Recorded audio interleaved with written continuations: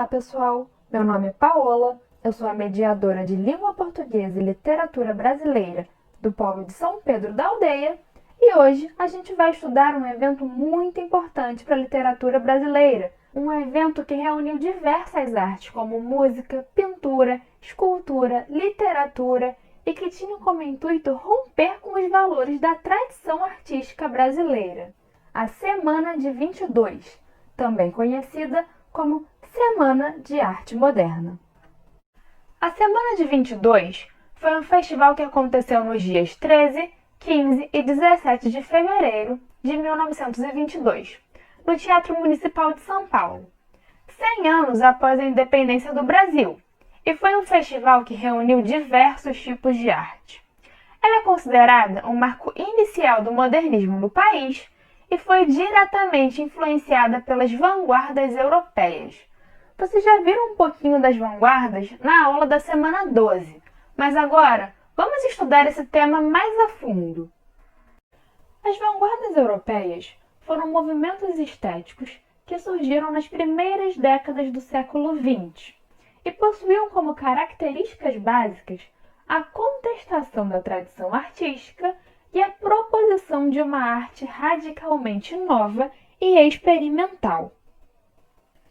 São elas o futurismo, o cubismo, o expressionismo, o dadaísmo, o surrealismo e o fauvismo.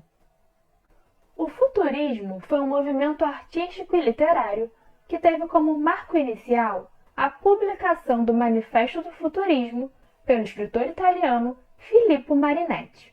E suas características são a recusa do passado e da tradição, a exaltação da vida moderna, da máquina, da velocidade e do urbano, e a valorização da agressividade e da violência. O quadro ao lado é do pintor italiano Giacomo Balla e é intitulado Velocidade do Automóvel. Já no título podemos perceber características do futurismo, como a exaltação da máquina, do urbano, da velocidade, do moderno, e na imagem as formas espirais passam uma sensação de movimento, uma sensação de velocidade. Aqui temos um trecho do manifesto escrito por Marinetti, e nele o autor exalta a violência, a guerra, a velocidade e também fala de uma certa renovação de que a Itália necessita. Ressaltemos que esse manifesto serviu de inspiração para dois movimentos políticos na Itália. Ele inspirou o anarquismo e serviu como propaganda para o fascismo. O cubismo também foi um movimento artístico e literário, e nas artes plásticas tem como características a fragmentação e multiplicação dos pontos de vista e formas naturais representadas por meio de formas geométricas. Na literatura, as características são vocábulos soltos, textos com flashes, ou seja, junção de momentos instantâneos, o não descritivismo. Os autores cubistas eram contra o uso de adjetivos e advérbios, a abolição da pontuação e a técnica de recorte e colagem. Os quadros ao lado são do pintor espanhol Pablo Picasso. E em ambos podemos perceber o uso de formas geométricas e também a existência de diversos pontos de vista, ou seja, algumas partes das imagens retratam o ponto de vista frontal, outras o lateral esquerdo, outras o lateral direito e assim por diante. O primeiro quadro é intitulado La Muse e o segundo é Guernica. Essa pintura representa os horrores da guerra. Nela, Picasso retrata a cidade de Guernica, que foi bombardeada durante a Guerra Civil Espanhola, e mal se recuperava dessa guerra e já chegava a Segunda Guerra Mundial. O expressionismo foi um movimento artístico e literário, e suas características são a realidade como projeção da interioridade do sujeito, sentimentos sombrios como medo, dor, angústia, imagens distorcidas e exageradas, cores fortes e contrastantes, isso nas artes plásticas, é claro, e pinceladas rápidas e vigorosas, isso também nas artes plásticas. O primeiro quadro é O Grito, de Edvard Munch. Nele, podemos perceber as cores fortes, as pinceladas, e a figura central está gritando, passando sentimentos como desespero, medo, angústia. Ao lado dele, temos A Noite Estrelada, de Van Gogh. Nesse quadro, também conseguimos perceber as pinceladas, cores fortes, cores sombrias e a imagem distorcida. E por último, temos o quarto, também de Van Gogh. Nele também é perceptível as pinceladas e as cores contrastantes. O dadaísmo ocorreu tanto na literatura quanto nas artes plásticas, e suas características são o ilogismo, ou seja, a recusa da lógica, a rejeição total da arte tradicional, o apoio à gratuidade da arte, a postura iconoclasta e questionadora e a técnica ready-made, isso somente nas artes plásticas. A técnica ready-made consiste em pegar um objeto comum e elevá-lo à posição de obra de arte. As duas imagens ao lado são obras do artista francês Marcel Duchamp. Na primeira, intitulada LHOOQ, vemos a imagem da Mona Lisa com modificações feitas pelo artista. Vemos aqui a modificação de uma obra de arte tradicional. A segunda imagem é a da obra A Fonte. Nela, Duchamp utilizou a técnica ready-made ao pegar um mictório e transformá-lo em obra de arte. Aqui temos dois exemplos do dadaísmo na literatura. Dois trechos de dois poemas do escritor romeno Tristan Tzarra. No primeiro, ele ensina a criar um poema dadaísta, e no segundo, vemos o resultado desse tipo de criação. Vamos ler? O primeiro trecho é do poema Receitas para fazer um poema dadaísta.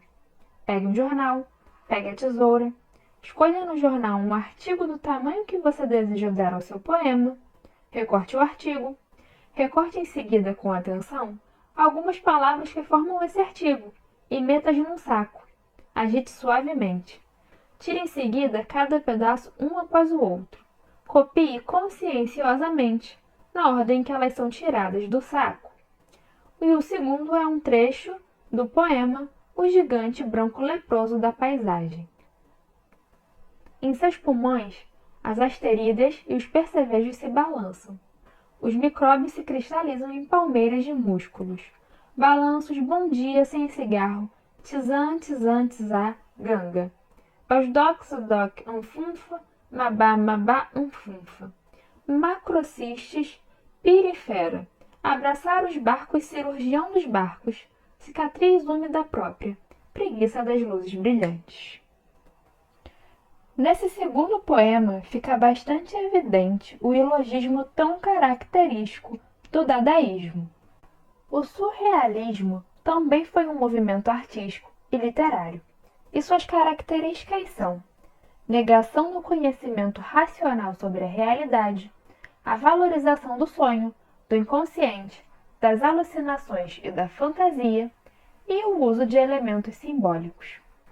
O primeiro quadro é Paisagem Catalã, do artista espanhol Juan Miró, e o segundo é O Sono, do pintor espanhol Salvador Dalí. Ambas as pinturas não retratam a realidade. Elas possuem elementos simbólicos que constituem uma espécie de fantasia, alucinação, sonho, ou até mesmo a retratação do inconsciente. O fauvismo foi um movimento estético iniciado na França e que ocorreu apenas na pintura.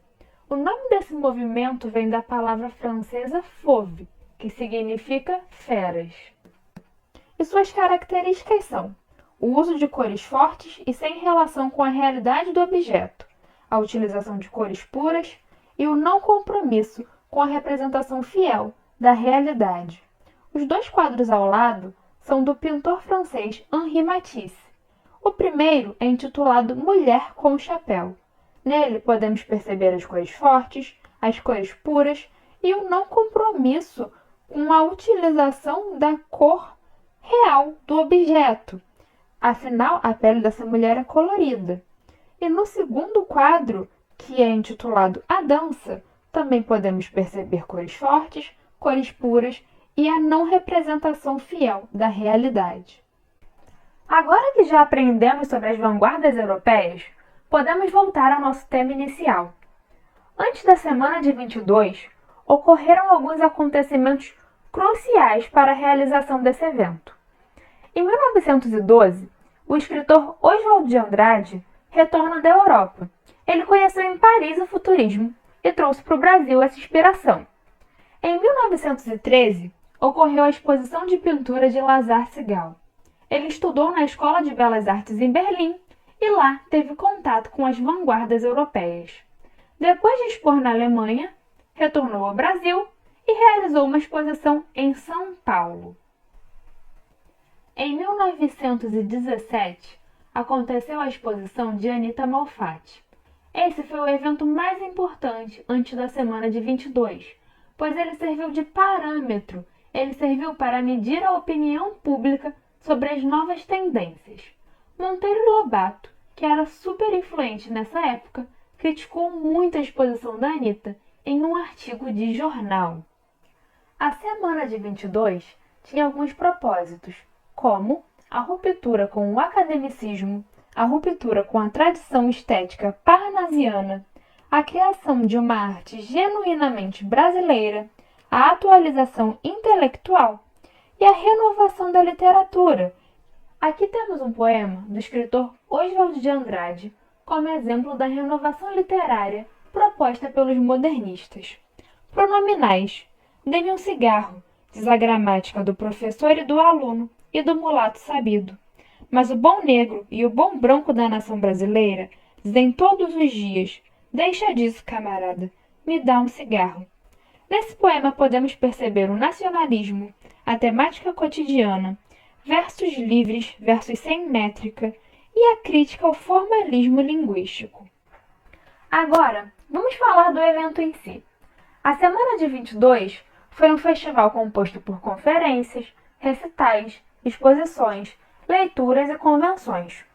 O evento foi aberto por uma conferência de Graça Aranha, e durante os 3 dias de festival, diversos artistas se apresentaram, como o músico Villa-Lobos, o maestro Hernani Braga, os artistas plásticos Anita Malfatti de Cavalcante, os escritores Ronald de Carvalho, Mário de Andrade e Menotti Del Picchia, dentre outros. O festival durou 3 dias, mas o Teatro Municipal de São Paulo ficou aberto durante a semana de 11 a 18 de fevereiro para a exposição de artes plásticas. O poema Os Sapos de Manuel Bandeira foi recitado pelo escritor Ronald de Carvalho na semana de 22. No poema, Bandeira ridiculariza o parnasianismo. Vamos ler e ver como ele faz isso? Enfunando os papos, saem da penumbra, ao pulo os sapos, a luz os deslumbra.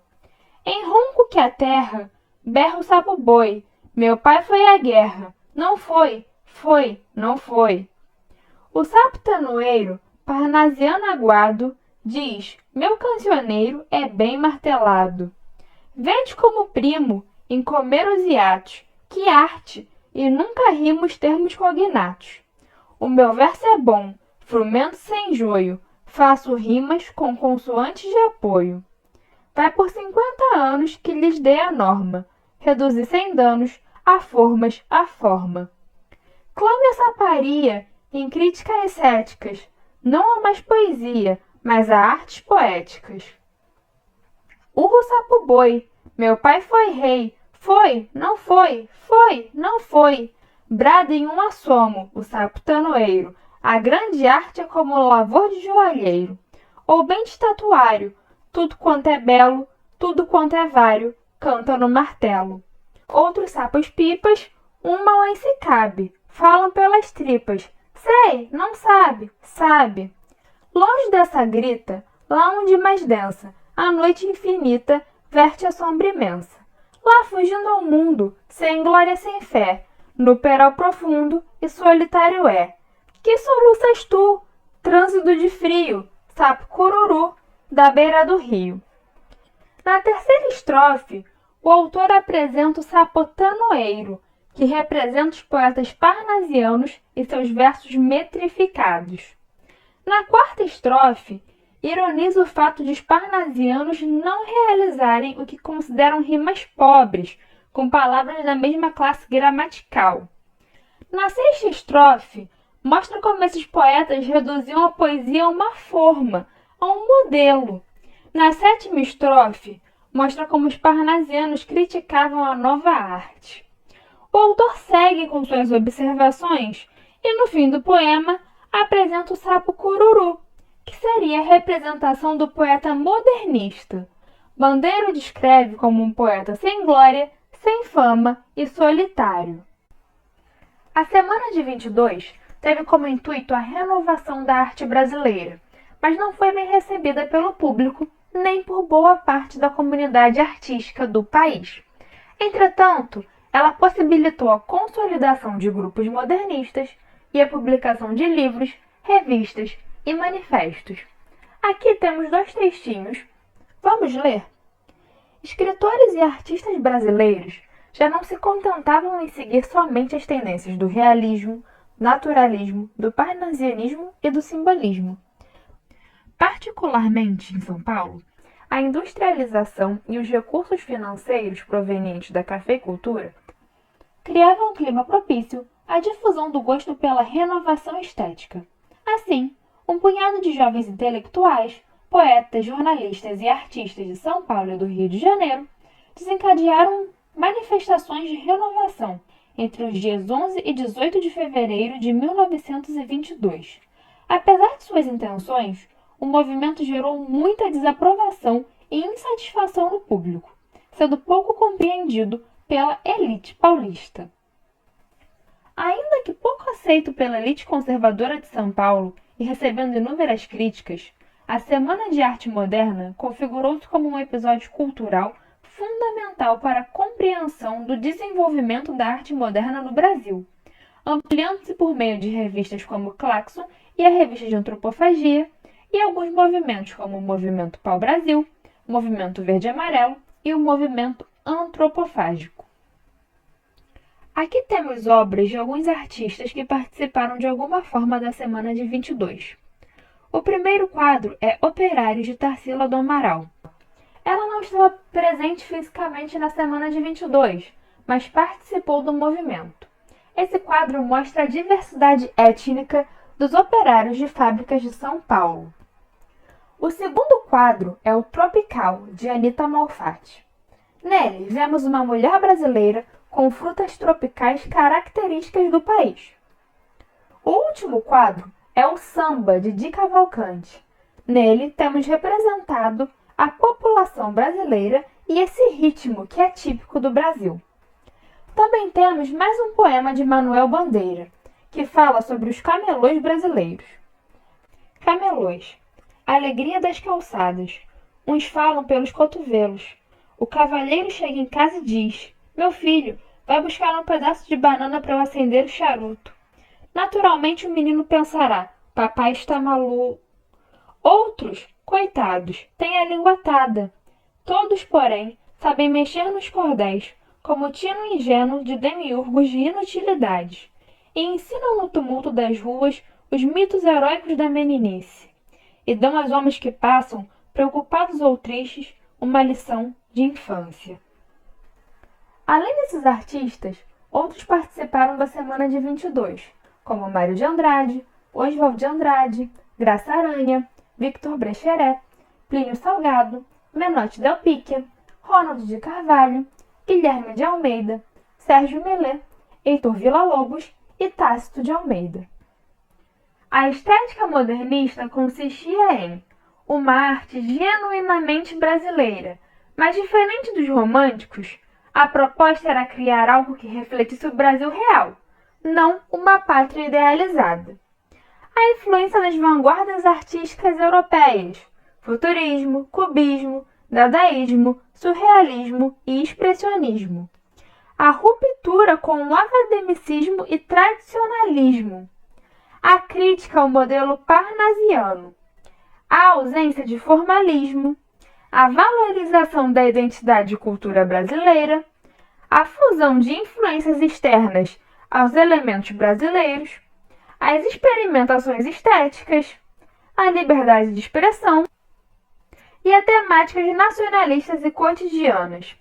Na literatura brasileira, essa estética consistia em revisão crítica do passado histórico e cultural, nacionalismo, busca pela linguagem brasileira, a aproximação da linguagem oral com utilização da linguagem coloquial e vulgar, fragmentação, a síntese, a ironia, o humor e a paródia, relato do cotidiano, subjetivismo e versos livres. Então, pessoal, essa foi a nossa aula de hoje. Espero que vocês tenham gostado de aprender sobre a semana de 22 e qualquer dúvida que ainda tenha restado, é só contactar o mediador do polo de vocês.